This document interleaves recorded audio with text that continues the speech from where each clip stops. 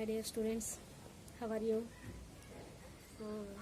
Second year students, last class లో already మనం monochromatic aberration గురించి డిస్కస్ చేస్తున్నాం.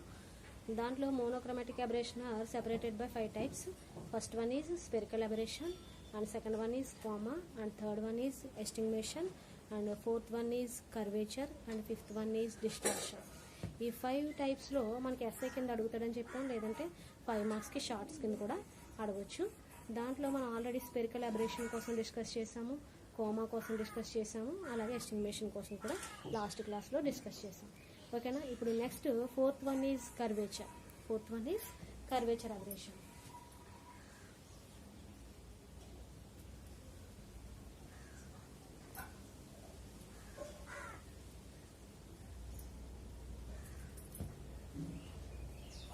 Curvature aberration. In this case, you have already know about the before cases. The principal axis lies on the middle place, and the lens is placed in the middle one. This is the principal axis.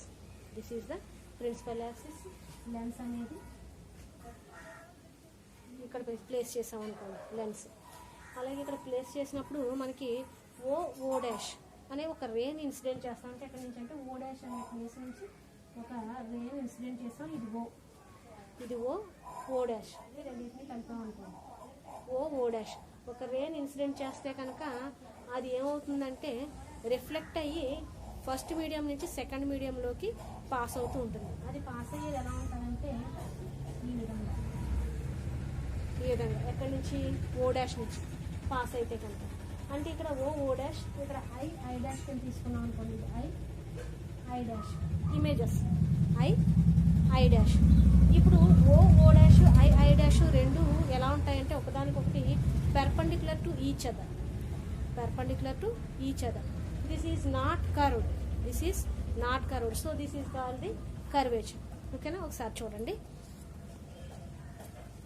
The image of an extended plane object o dash. The image of an extended plane object o dash అనేది తీసుకుంటే కనుక o dash is curved. If the screen is placed at perpendicular to the axis. ఈ axis కి మనం lens అనేది ఎలా పెట్టాం? మనం పర్పెండిక్యులర్ గా పెట్టాం. So perpendicular to the axis the lens image is I dash.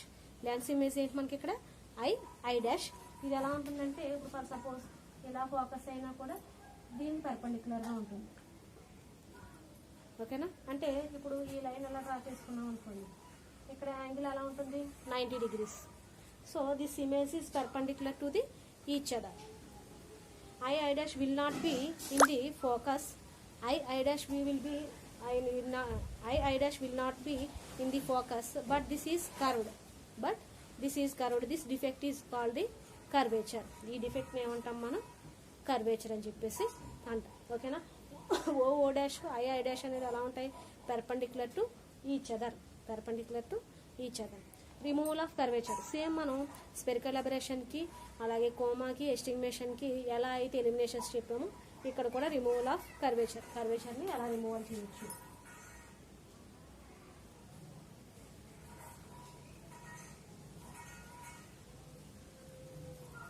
Removal of curvature for a single lens. ఒక లెన్స్ యూజ్ చేసి the curvature may be reduced తగ్గించవచ్చు by placing an aperture in a suitable position. లేదంటే ఏదైనా suitable పొజిషన్లో ఒక aperture arrange చేయడం వల్ల కూడా మనం ఏం చేయొచ్చు అంటే మనం ఈ కర్వేచర్ని రిమూవల్ చేయొచ్చు. ఫర్ ఏ సింగిల్ లెన్స్ ఒక సింగిల్ లెన్స్ తీసుకోవడం వల్ల లేదా the curvature may be reduced by placing a aperture in a suitable position in front of the lens. By suitable position in front of the lens, ఈ lens కి ముందు. లేదంటే μ1 f1 plus μ2 f2 equal to 0 ఈ condition ని satisfy చేసినా కూడా మనం curvature ని రిమూవల్ చేయొచ్చు. ఏంటిది? μ1 f1 plus μ2 f2 is equal to 0. μ1 f1 plus μ2 f2 is equal to 0 ఈ కండిషన్ ని సాటిస్ఫై చేసినా కూడా మనం కర్వేచర్ ని రిమూవల్ చేయొచ్చు. దీంట్లో μ1 is the refractive index, you have already know, and f1 is the focal length, and μ2 is also refractive index, and f2 is also focal length. So ఇక్కడ మనం రెండు లెన్సెస్ తీసుకుంటే మనం దానికి ఫోకల్ లెంత్ f1 f2 అలాగే refractive index x mu1 mu2. So f1 mu1 plus f1 plus mu2 f2 is equal to 0. ఈ condition కనుక satisfy అయితే దాన్ని ఏమంటాం మనం, రిమూవల్ ఆఫ్ కర్వేచర్. ఓకేనా. నెక్స్ట్ వచ్చేసి ఏంటంటే లాస్ట్ కేసు ఏంటి మనకి, distortion.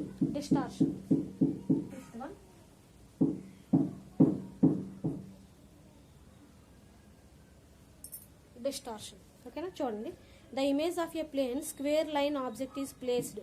The image of a plane square line is object is placed perpendicular to the axis of the lens is not in the same shape. That is, it is distorted.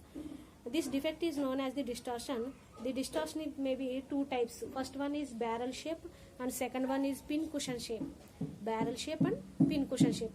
ఏమంటాం మనం, the image is a place square object is perpendicular to the square objects తీసుకుంటాం మనం. దీంట్లో అన్ని కూడా ఏం తీసుకుంటాం అంటే స్క్వేర్ ఆబ్జెక్ట్స్, ఈ విధంగా స్క్వేర్ టైప్ లో ఉండే ఆబ్జెక్ట్స్ అన్ని తీసుకుంటాం.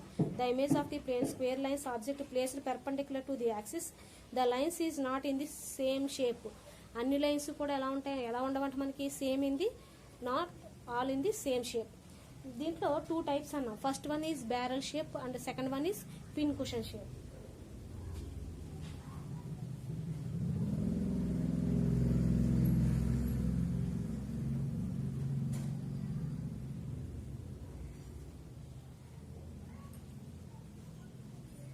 Barrel shape and pincushion shape. Barrel shape అంటే మీకు ఇవి స్క్వేర్ షేప్లో ఉండకూడదు. స్క్వేర్ అంటే మీకు ఆల్రెడీ తెలుసు, స్క్వేర్ షేప్ ఎలాగా అయింది.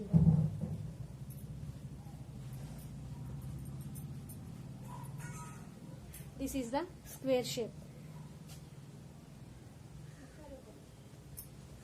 బ్యారల్ షేప్ అంటే ఏంటంటే మనకు అన్ని సైడ్స్ కూడా ఈక్వల్గా ఉండవు. బ్యారల్ షేప్ అంటే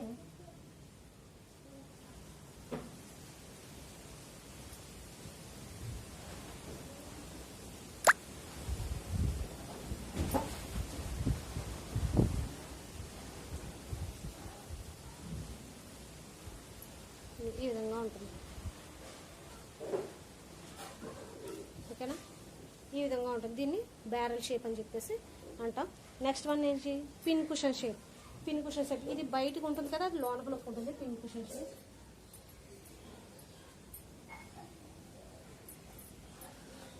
that is the pin cushion shape. ఓకేనా, ఇవి రెండు కూడా మనకి 5 మార్క్స్ అడిగితే ఇవి రెండు కూడా ఈ విధంగా రాస్తే సరిపోతుంది. ఓకేనా, దీంతో మీకు ఫస్ట్ యూనిట్ కంప్లీట్ అయ్యింది. ఫస్ట్ యూనిట్లో కూడా మీకు ఏమైనా డౌట్స్ ఉంటే కనుక నాకు వాట్సాప్ చేయండి లేదా కాల్ చేసి అడగండి, నేను క్లారిఫై చేస్తాను. ఓకేనా, దీంట్లో ఆల్రెడీ మీకు అసైన్మెంట్ రాయమని కొన్ని క్వశ్చన్స్ ఇచ్చాను నేను, కొంతమంది సబ్మిట్ చేశారు. ఓకేనా.